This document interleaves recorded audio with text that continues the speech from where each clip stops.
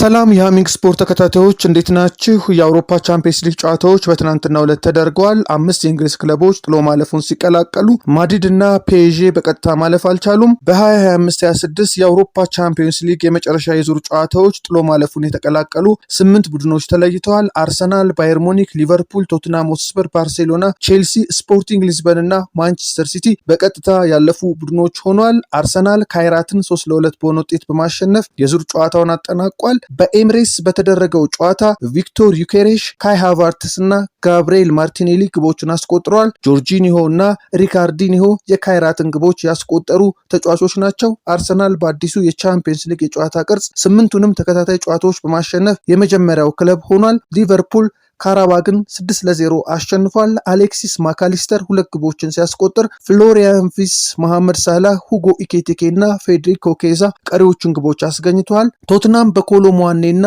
ዶሚኒክ ሶላንኬ ግቦች ኤንትራ ፍራንክፉርትን 2-0 አሸንፏል። ማንቸስተር ሲቲን በተመሳሳይ በሜዳው ጋላታሳራይን 2-0 ሲያሸንፍ ሃላንድ እና ሪያን ቼርኪ የግቦቹ ባለቤቶች ናቸው። ወደ ጣሊያን ያመራው ቼልሲ ናፖሊን 3-2 አሸንፎ ተመልሷል። ጃኦ ፔድሮ 2 ግቦችን ሲያስቆጥር ኢንዞ ፈርናንዴዝ 1 ግብ አስገኝቷል። ራስመስ ሆይሉንድ እና ቨርጋራ የናፖሊን ግቦች በስማቸው አስመዝግበዋል። ባርሴሎና ኮፐንሃገንን 4-1 እንዲሁም ባየር ሙኒክ ፒኤስቪ 2-1 ያሸነፉበት ሌሎች ጨዋታዎች ናቸው። ሪያል ማድሪድ በቤኔፊካ 4-2 ተሸንፎ በቀጥታ ጥሎ ማለፉን መቀላቀል ሳይችል ቀርቷል። ማድሪድ ወደ ቀጣዩ ዙር ለማለፍ ሌላ የጥሎ ማለፍ ጨዋታ ለማድረግ የሚገደድም ይሆናል። በተመሳሳይ የባለፈው ዓመት ቻምፒዮኑ ፒኤስጂ ከኒውካስል ዩናይትድ ጋር 1 አቻ መለያየቱን ተከትሎ በቀጥታ ማለፍ አልቻለም። ቦሩሲያ ዶርትሙንድን 2-0 ያሸነፈው ኢንተር ሚላን፣ ጁቬንቱስ፣ አትሌቲኮ ማድሪድ እና ኒውካስል ዩናይትድ 16ቱን ለመቀላቀል ተጨማሪ የጥሎ ማለፍ ጨዋታ የሚያደርጉ ይሆናል። ካፍ በሴኔጋል እና በሞሮኮ ብሔራዊ ቡድኖች ላይ ቅጣት አስተላልፏል። በአፍሪካ ዋንጫ ፍጻሜ ሴኔጋል ከሞሮኮ ባደረጉት ጨዋታ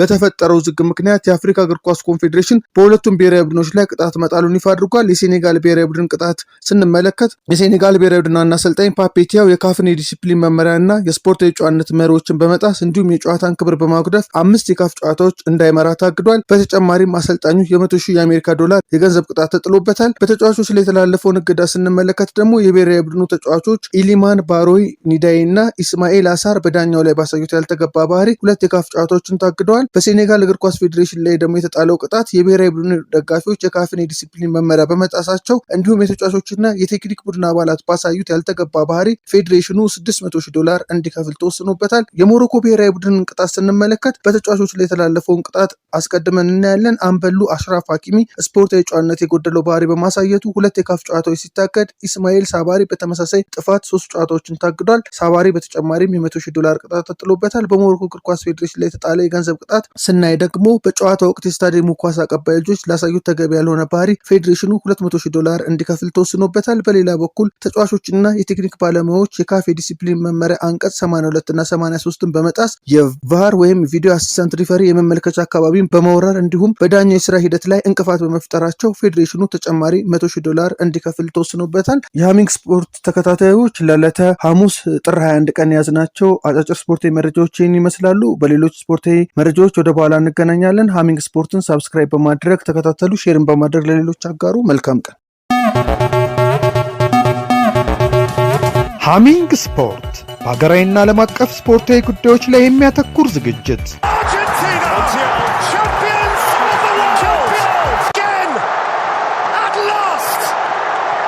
በሃሚንግ ስፖርት የስፖርት ዜናዎች፣ በተመረጡ ርዕሶች ላይ ውይይት፣ የእንግዳ ዝግጅት፣ የስፖርተኞች ግለ ታሪክና የሴቶችን እግር ኳስ በልዩ ሁኔታ ይዳስሳል።